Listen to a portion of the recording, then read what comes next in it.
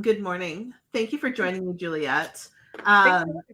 Anyone else who's tuning in, make sure to enable Be Live in your comments, and you can see we can pop them up on the screen live like this if we are able to discuss it. If you are just popping comments in here and want to join us, please do. We're talking about being relatable, and it's really tricky for a lot of people to get relatable. And that's why I like to show up in video because it shows my personality so much better than um, just about any other way. People can really get to know me and they can say, I either really like her or I don't. And it saves everyone a whole bunch of time. But it also has helped me to like build my network. And so I want to talk more. Like we have so much ground that we can cover. We can talk about calendars and pretty calendars. We can talk about like having drinks on the rooftop in Nashville, which was amazing. Or we can like talk all about you, which is where I want to start. So, Okay. hi, Juliet is a friend of mine, a fellow think tanker, and um, an amazing writer. And you are You. rife with personality. Oh my goodness. Thank you. Well, I'm trying to embrace it because I am so excited to talk about this topic and like just get into it because I feel like so much of online business is like trying to like compare and like show up like other people are showing up because we think like, oh, well, they look polished or they look fun or all those things. And I don't know, I've just gotten really passionate about just kind of like breaking down all of those molds and just showing up, like especially considering that I feel like so much of entrepreneurship is like I can do whatever I want. And then when it comes to showing up online, we're like, but am I doing it right? And I am annoyed with that mindset. So I'm excited to talk about it. Yeah. So what I mean, you have this really cool prompt that you've dropped here. It's in the comments, or rather it's in the description, that people can snag and get more information on. But how did you develop this? What did that look like for you? Yeah. So I have to give props to Kira Hug because when I was doing copywriting for clients, I was trying to save them as much time as possible. And so I was really hoping that I could kind of get inside of their head on like the littlest information, like, looking at their social and having kind of a discovery call and things like that. And then I just got to a point where I didn't feel like my copy was as good as it could be. And it wasn't necessarily helping other people showcase their personality. Like, yes, was I talking about their product and the benefits and like all that jazz? Sure. But without someone's personality infused into it in the space that I work in, which is in the personal branding space, that's not quite enough. But so then I was like, okay, well, how do I help people show their personality? And Kara gave me a little bit of a behind the scenes of some of the things that she uses to help people embrace their weird, is how she says it. And for me, I think it's kind of about finding the unrelatable points because I think so much of relatability is us thinking like, well, so many people drink coffee. So I'm going to talk about how I drink coffee and we're all relating on how we drink coffee. And I love coffee just as much as the next person. I have it here too. I have it here too. But like that is not like distinguishable and unforgettable. And so there is a point to being relatable, but I think that there's more power in a little bit of unrelatability. I'm giving the longest answer to your question ever, but with these prompts, the things that I ask are like, how do you feel about your name? Like, how do you feel about your name? Because a lot of people have feelings about their name and they're not sharing it because, your name's your name. It's like your top identifier. But when I ask questions like that, it helps people, I think, kind of get outside themselves a little bit and start to find those kind of distinguishable traits that make them, um, you know, exciting and presentable to their audience instead of just kind of the normal things that we latch onto. That's fascinating. I've never thought about my name as like this differentiator, like my business name, like absolutely Yeah. 100%. But my name, like I thought about it all the time when I was a kid because, and I'm going to tell you this, and this is a story I've actually told. When I was growing up, people that I'm still friends with, there was like Callie, Molly, Darcy, Aaron. Mhm. And Yeah. it's like the thing that you don't think about as an adult, but I was like, man, they've all got freckles. They've all got like cutesy names, and I'm Mhm. Aaron. And it's like, and probably literally no one else thought about it, but I obsessed over it. And I was like, how can I be different?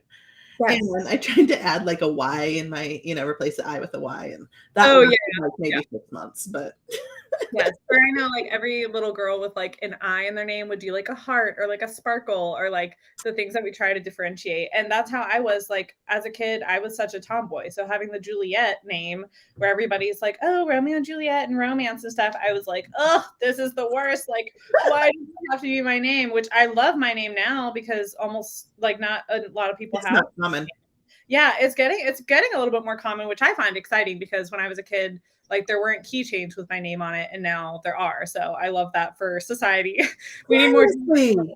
So that But my son can find keychains, my daughter cannot. And I'm like, yeah, sorry, girl. it's okay. She'll appreciate it when she's older because I think it's interesting how we kind of grow into our names. And so as a kid, as the tomboy that I was, I wanted to change my name to Bronco because it was on the back of some car as like a tire cover. And there's like the bull and it said Bronco. And I was like, that's cool, that's powerful. And that's who I am in my head. And like I wanted my name to be Bronco. And so I told my parents, I don't want my name to be Juliet anymore. I want it to be Bronco. And it did not catch on. Like I tried to make a case that my name should be changed, and nobody really went for that. I think they maybe did for like a day or two, and I'd keep reminding them, and I just got so stressed that I wanted people to call me something different, and then just settled with my name. But it's stories like that that bring out so much of somebody that they didn't think of. Like I had a client, their name was Courtney Elizabeth, and if they're watching this, hi Courtney, I love you. But they said like they loved their name that made them feel like a queen, and that's just so intense. Like it's so intensely personal, but not something that people are thinking about when they're branding and marketing. And there's all kinds of things in the story prompts. If you grab the story prompts, there's so much in there, way farther than names, that just kind of makes you, think differently and get your personality out there. Yeah. Oh, I love that. I am totally, so a lot of my clients have this, they're in the B2B space. And so they still have to figure out personality, but they don't understand how, because they've never thought about it as a personal brand, which has been really fun. Like it has been really, really fun to kind of pull out some of those things for them. But I am totally pulling this. I'm going to bring you in to consult on new things next time. Oh, I would love that. I would love that. Yeah, that would be so much fun. I feel like some people just get stuck on their hobbies. Like, okay, I like reading. Like, okay, reading what? Like, do you love sci-fi? Do you love self-help books? Like, do you love trashy romances that are you like love yeah, exactly. that no one ever talks about because Yes. it's embarrassing? Yes, like tell me all the secrets and put them out there. Yeah. It's like Juliet's gossip rag for all the positive things about every one of her clients. Yes, yes. Oh, I feel like that's a thing that should become a thing. Like you could do like a magazine cover for everyone. I love that idea. I love that idea. Oh, maybe I'll do that on like my proposals. Like I'll do like their magazine cover. Oh. That's so cool. Actually, let me see if I still have it. I have a notebook that I made in high school. I don't even know. One moment. Let me see if I can find it because I think I still have it. So I always tell guests that like, oh my gosh, I love it. Yeah, it's like a vision board kind of. The magazine things. This is the back. And like I've kept it because I felt like this notebook, when I carried this around in school, it caught everyone's attention and it was just so fun and different. And I do have to see what I have in here. This is my creative writing portfolio, I think. I don't know. There's lots of crazy stuff in here. But yeah, that just made me think like I could bring this back into my marketing now with like a magazine cover looking thing for my clients. That'd be so fun. Thank you. I absolutely love that. I love that. Like, and we could create celebrity calendars, right? Yes. That's what we were talking about before we got live is calendars, because I said, oh, hello, my calendar, which is an Alaskan artist who I love because that's where I'm from. But it was stuck on August until September 26th. I'm like, I'm just moving forward to October. We're good. And Juliet, you'd posted the celebrity calendars that were beautiful that you found on Etsy. So that I started looking at calendars, and mine are not beautiful. But I printed out my 2023 blank calendars so I can start working on my marketing calendar. Yes. Yeah, we were talking about calendars because my calendar that I got last year, I got it at like a indie craft market. And it's like really beautiful florals and like I like it, but it's not super me. I think I was just like, oh, this is pretty. Like my whole office right now needs like a revamp because I was kind of in that online aesthetic world of like what's cute and pretty and what are other people doing. And now I've kind of embraced that like grunge and tie-dye are more of my brand.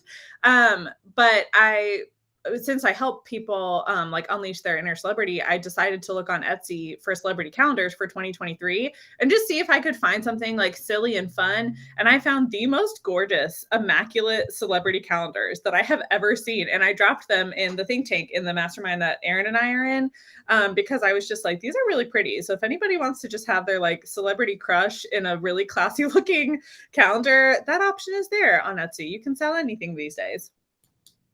Yeah, totally. When I was like, oh, what else could we do with calendars? There's so many fun things.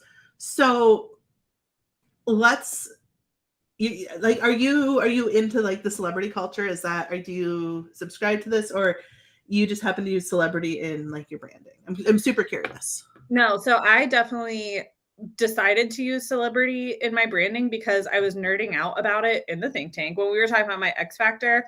And they were asking some like personality questions to kind of help me, establish my own brand. And I went off on this huge tangent of this podcast that I listened to called Celebrity Memoir Book Club. And it's where like I love celebrity memoirs. I just find them so interesting. And like what's your favorite one?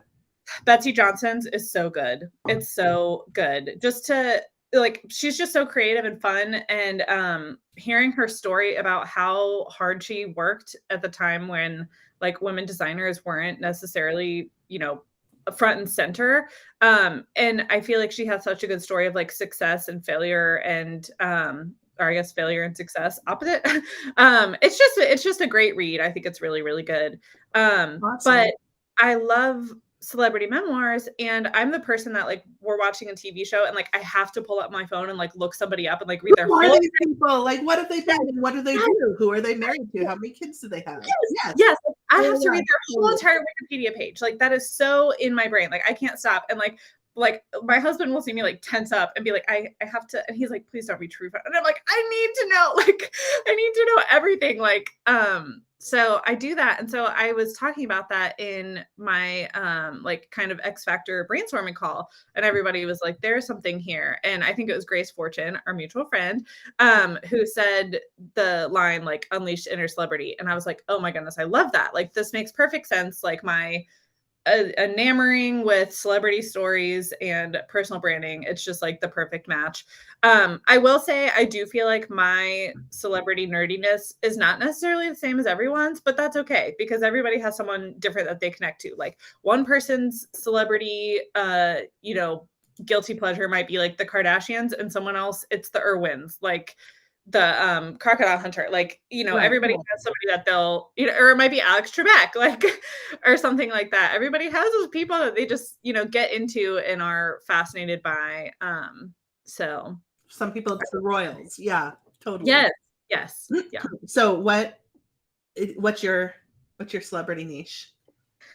My celebrity niche is, I feel like the competition shows. Like I loved Project Runway. I love Survivor. I'm watching Blown Away right now. And I know that that's not necessarily like the most hardcore celebrity culture, but just seeing how people, or I guess maybe it's not even always celebrity culture, but like reality TV culture, where people kind of become celebrities through these, things. 15 minutes of fame and sometimes it's a total train wreck. Yes. And then I'm a total sucker for Love is Blind and Married at First Sight. Like I love those shows. The Bachelor franchise, I've gotten a little bit over. Like it's still a guilty pleasure, but like I feel like I'll wait like 2 years later before I watch it so I can just get through the whole like, did they stay together? Yes or no? Like I can't get myself pulled into the engagement and then be like, okay, well in 6 months we don't know if this is still going to work out. But I just find that type of thing fascinating. It's almost when I think maybe for me, it's also watching like the average person become the celebrity. And then music, I'm a total nerd over music and their celebrity world too. Well, it almost sounds to me, and I may be drawing parallels here that don't exist, which I am prone to do. This is like a known problem with Erin. I'm like, and these could go together and it could be really interesting. People are like, They're like, no, I'm not going there. fine, because it's the ideas, and sometimes it turns into something really cool. It's like any idea, right? But Yeah. the parallel that I see is how do ordinary people become celebrities? What is it about them that makes them relatable or hateable? And Mhm. what are those pieces? And I feel like that alone is like instrumental in this framework that you're developing and these Yes. questions. And I feel like it's all really closely tied together. So I don't think I'm off the reservation here. I don't think I'm like clear out No, the field, no, you're totally right. That's exactly it, because I feel like in the marketing world, yes, it it's is like about reality TV. It is 100% like reality TV. yes. We have Well, and I scandals, we have yeah. drama. Oh, yeah. That's like, and I just answered a question the other day about like if we should share controversial opinions. And I'm like, if you're gonna tie it back to your brand, absolutely. Like I think that you have to be a little bit careful on sharing, like, are you ruffling feathers just to do it? Like, if so, then like I don't know, what's your intention? Unless But if that is your brand. And Daniel yeah, Frost is one of the people who that's exactly. yes, then Yeah. absolutely. He's made Totally a go. brand out of that. But yeah, I Yeah. mean, I think I'm with you. I think you have to plant a flag somewhere. Mhm. And people are like, but what if people don't like it? It's like, do you really want to work with people if this thing that's Exactly. really important to you Yes. is something they don't believe in or is not important to them? Because Yeah. if you don't, then you are pre-qualifying candidates just from your opinions. Mhm. Yes. Yeah. Yes.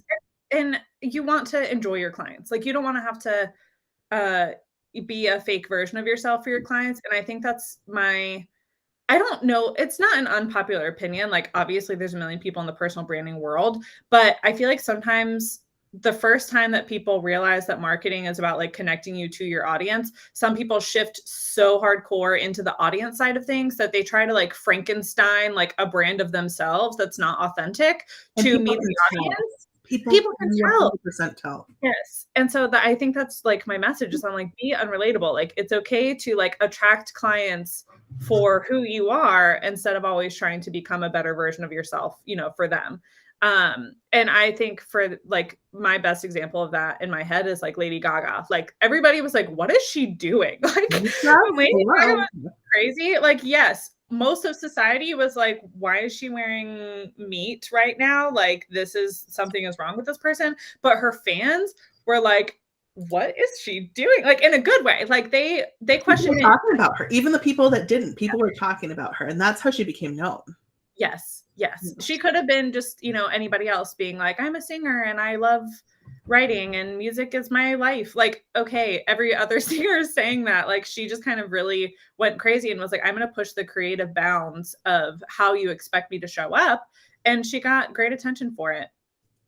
Well, and I think, the other caveat is, are you building a personal brand for your business? Or are you building a personal brand as someone who's working in someone else's business? Because there's a very different thing. If it's your business, then do whatever you want. Yeah.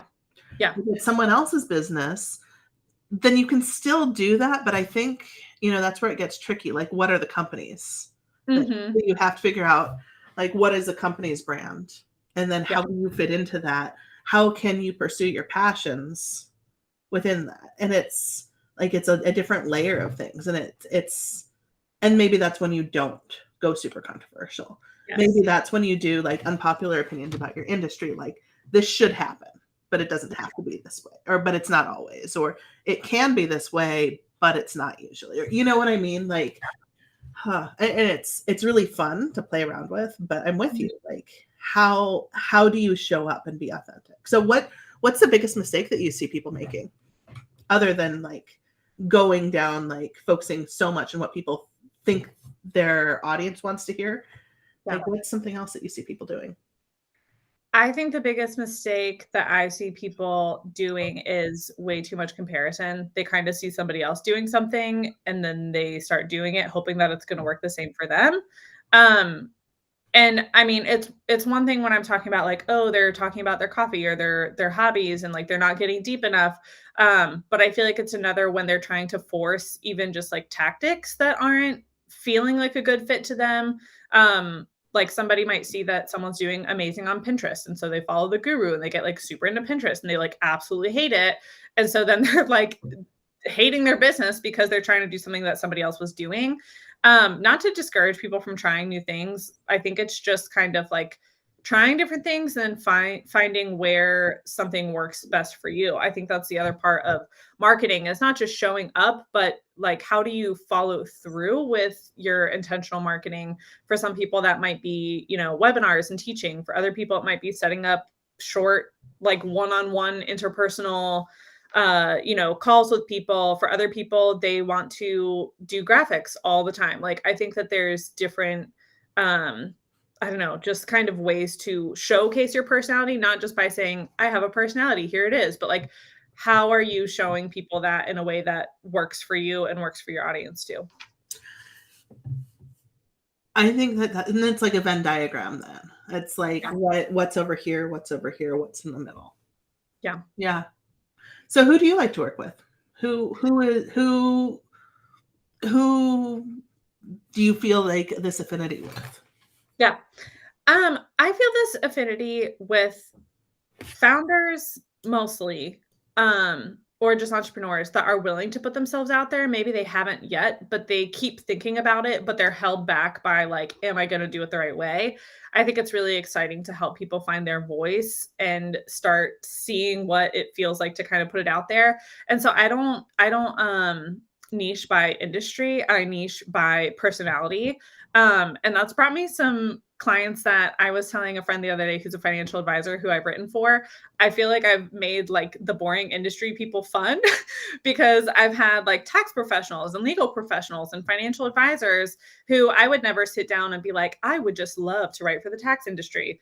Nope, not for me, like as far as the content. But when I have somebody who's like willing to deliver that content and deliver their expertise through their personality, that is so fun. I have a client who they work in the tax industry, but they used to be a drummer. And so in their email campaign, we kind of put that out there. And I just think that that's fun to bring those things out. And I also work for like with coaches and marketing consultants and people that are naturally creative and they naturally have that understanding of a personal brand. But it's not reserved for them. How much educating about personal brands do you feel like happens when you're working with people? Like, do people ever come to you for one thing and then you're like, actually, before we can even do this, we need to do this other thing first? It depends. I feel like where I get more hung up with some people is, I don't know, it's kind of a catch-22. You have some people that are so into their offer that they struggle with the personality side, and then other people that have the best personality ever, but then their offer is like not even planned. Like they're just like, I have an idea for a program. Let's like do an email or let's do an email sequence. And I'm like, okay, what is the program? And they're like, I'm thinking of all these names. And I'm like, but what is the program? Like type thing. So that's why the icon framework has to encompass all those things. Like it has to you know, identity is the first part, connection. They need to have some type of audience to know who that is. Offer needs to have a solid offer. And then we can get to the nurturing part where we're making sure that we're growing the raving fandom. The random. Yes, the random fandom. Let's not make that be a thing. Let's make it be raving fandom. Yes, the random It's fandom. not Jennifer. Maybe that's what my people will be called, just the random fandom.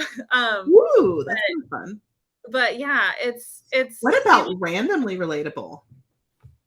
Oh, I like that too. That would be so ravingly relatable. I don't know. There's so much.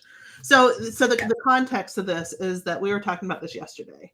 Like these really cool ideas. And so I don't mean to like come up with new names on like no, please do. Like, I'm not sold on random people.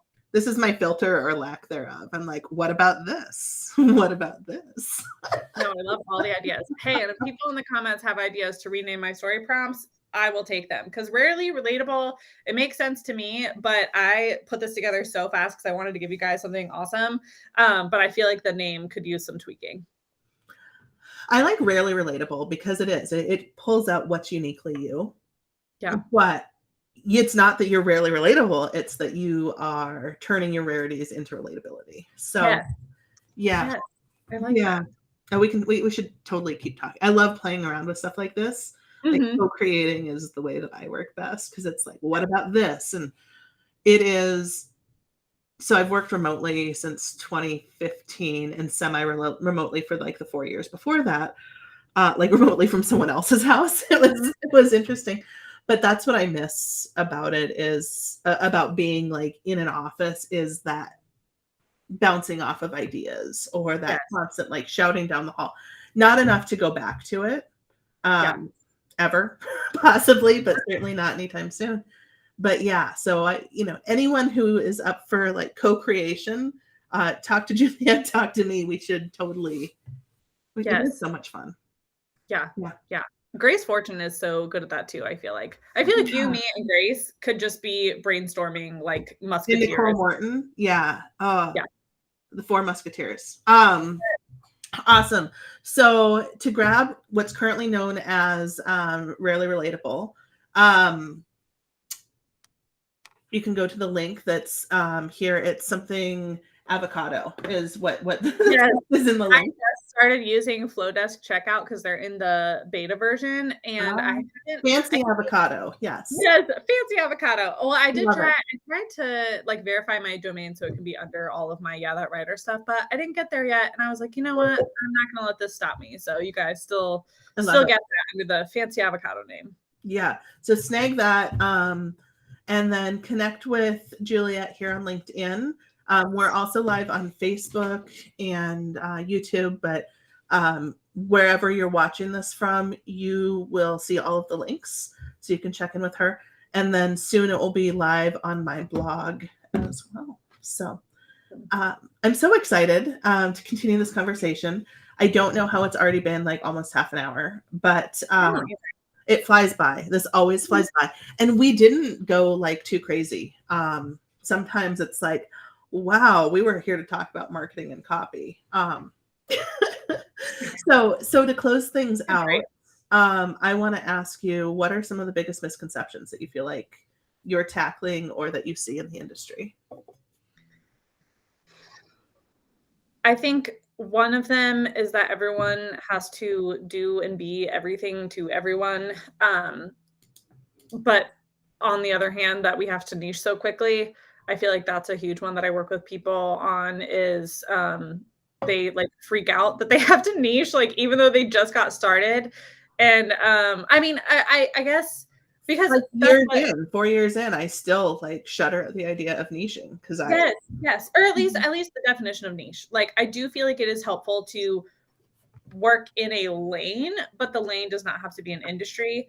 And then on the other side, it's like, oh my goodness, if I'm going to be a marketer, I have to do copy and graphics and social and like video and like all the things. And I guess I'm speaking maybe to other freelancers in this. As far as coaches and entrepreneurs, I feel like sometimes they get stuck in needing like a membership and a mastermind and a course and so many deliverables. And it's like, just show up and like find some clients and don't feel like you have to, be delivering a whole entire buffet of things. When you are just maybe like 1 year in. Once you're like 2 to 5 years in and you get your solid process down, then start creating more things or earlier if you want to. I'm not telling anybody how to live their lives, but I guess the biggest misconception that I see is that people are just stressing so hard on how to find success and really losing like their why. And I know that we hate talking about that, but so many people, become entrepreneurs so that they can have more time with their families or more time over their schedule. And then we're up against the comparison of everybody else in the online world. And then we totally lose our mojo on what we wanted to do. So, well, I think, if I can summarize that, it's like, you don't have to build it by anyone else's rules. You can look at them for ideas, but you can just bring forward what's interesting to you. Yeah. Perfect. I love that. Awesome. Well, thank you so much for this. This is fun. We'll end things and we can continue like you and I chit-chatting real quickly offline. Yeah. So thank you everyone for tuning in and we'll talk soon.